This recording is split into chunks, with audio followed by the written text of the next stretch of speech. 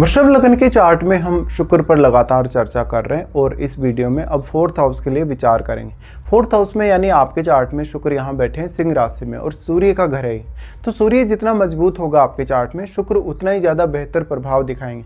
वैसे तो देखा जाए तो जो शुक्र हैं वो फायरी साइन में उतना अच्छा परफॉर्म करते नहीं है, लेकिन यहाँ ये चौथा घर है और चौथा घर सुख का स्थान है। सुख का स्थान होने की वजह से सूर्य अगर बहुत मजबूत है आपके चार्ट में तो एक बहुत ही राजसी जीवन आप जीने वाले हैं। आपके पास एक अच्छा घर, एक बहुत ही डेकोरेटेड घर, गाड़ी वगैरह और सारे वो सुख साधन होंगे जो एक अच्छा जीवन जीने के लिए चाहिए। ऐसा शुक्र है। तो अब अगर शुक्र यहाँ पे फायरी ग्रहों से प्रभावित होगा, जैसे अगर सूर्य से भी प्रभावित होगा, अगर मंगल से प्रभावित होगा, तो वो लग्जरी की चाहत और ज़्यादा बढ़ा देता है। ऐसा शुक्र है तो आपने अपने घर का जो नक्शा है वो बहुत अच्छे से डिजाइन किया होगा, आपने बहुत अच्छा कलर वगैरह किया होगा, यानी घर की डेकोरेशन पे काफ़ी ज़्यादा आपने खर्च भी किया होगा। अब यहाँ पे शुक्र अगर वक्री हो जाए तो आपकी बहुत सारी चाहतें ऐसी हो सकती हैं फैमिली को लेके जो अधूरी रह सकती हैं।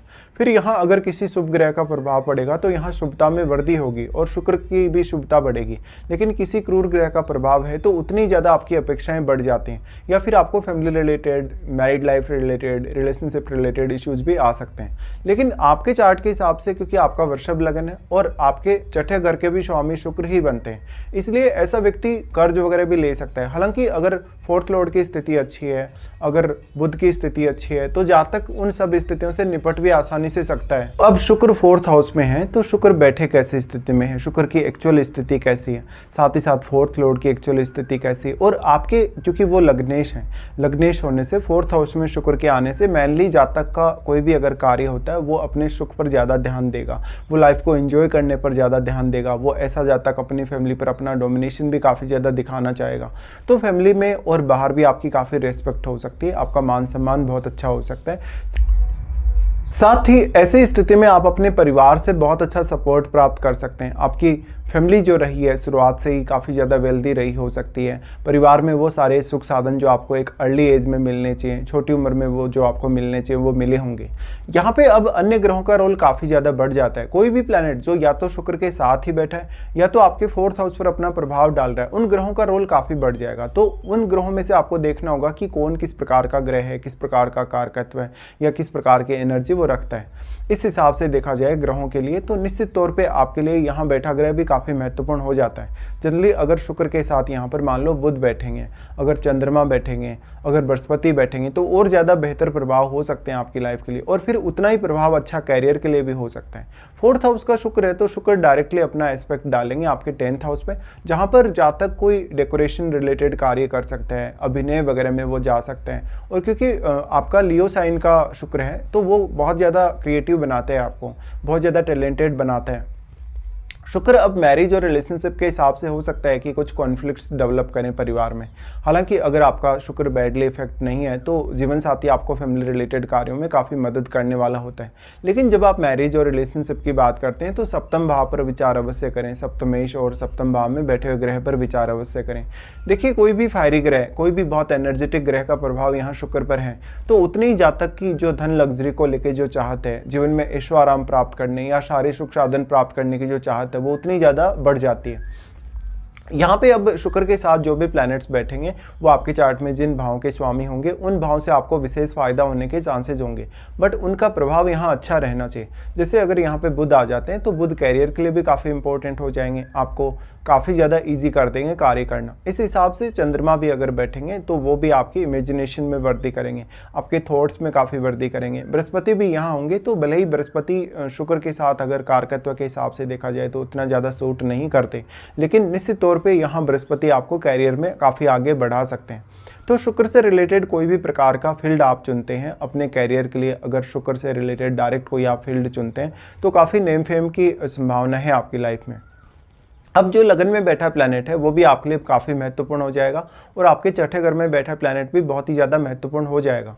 तो मान लो आपके छठे घर में जैसे बृहस्पति बैठता है, अगर बुध जैसा प्लैनेट बैठता है तो वो ज़्यादा फेवर कर सकता है अगर आप मैरिज के हिसाब से बात करें, अगर रिलेशनशिप के हिसाब से बात करें। बट कैरियर के हिसाब से कोई अन्य ग्रह, कोई फायरी ग्रह भी यहाँ बैठेगा, कोई बहुत एनर्जेटिक या कोई क्रूर ग्रह भी बैठेगा तो वो भी काफ़ी फेवर तो कर सकता है, लेकिन फिर आपकी डोमेस्टिक लाइफ, आपकी मैरिड लाइफ या पारिवारिक जीवन के डिस्टर्ब होने के भी चांसेस रहते हैं।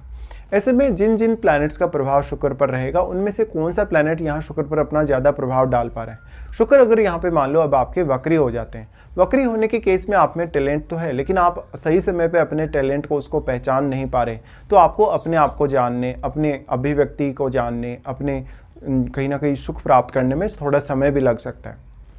लेकिन जनरली क्योंकि जो फायरी साइन का जो शुक्र है वो चाहत तो वैसे भी बढ़ाता ही है, लेकिन फिर भी किसी फायरी ग्रह का प्रभाव हो तो वो चाहत और भी ज़्यादा बढ़ जाती है आपकी। इसमें अब शुक्र की महादशा का काफ़ी बड़ा रोल होगा, या तो फिर सूर्य का प्रभाव अगर 4th हाउस पे है तो एक बहुत ही अच्छा जीवन जीने के लिए काफ़ी अच्छी स्थिति है। तो आप यहाँ पे कभी कभी अपनी फैमिली पर बहुत ज़्यादा डोमिनेशन दिखा सकते हैं। अपने कैरियर में जिस हिसाब से आप डोमिनेट करेंगे वैसे ही आप अपनी फैमिली और अपनी घरेलू लाइफ को भी डोमिनेट कर सकते हैं।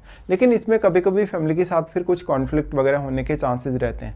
जहाँ तक अपना सब कुछ फैमिली पर या अपने सुखों के लिए न्यौछावर करने के लिए रेडी जरूर रहता है। इस प्रकार की स्थिति में परिवार के साथ आप जितना ज़्यादा समय बिताएंगे आपके रिलेशंस उतने बेहतर होते जाएंगे समय के साथ साथ, और उसमें शुक्र की महादशा का बहुत ही बड़ा रोल है। शुक्र की अब 20 वर्ष की महादशा आपको होगी, तो 20 वर्ष की महादशा अगर आपको जीवन में सही समय पे मिल जाती है तो आप और भी ज़्यादा जीवन में प्रगति कर सकते हैं। मेनली शुक्र का प्रभाव 10th हाउस पर होने की वजह से इस दशा के दौरान आपको नेम फेम मिलने की संभावना काफ़ी बलवती हो जाती है। अब कौन कौन से ऐसे प्लैनेट हैं जो आपके यहाँ पे शुक्र पर अपना प्रभाव डाल रहे हैं, क्योंकि कोई भी प्लैनेट अगर शुक्र के साथ बैठेगा तो वो प्लैनेट भी शुक्र को काफ़ी प्रभावित करने में सक्षम है। या फिर मान लो आपके 10th हाउस में कोई प्लैनेट बैठेगा तो वो भी शुक्र को काफ़ी ज़्यादा प्रभावित करने में सक्षम है, क्योंकि इसका डायरेक्ट एस्पेक्ट रहेगा आपके 4th हाउस पे।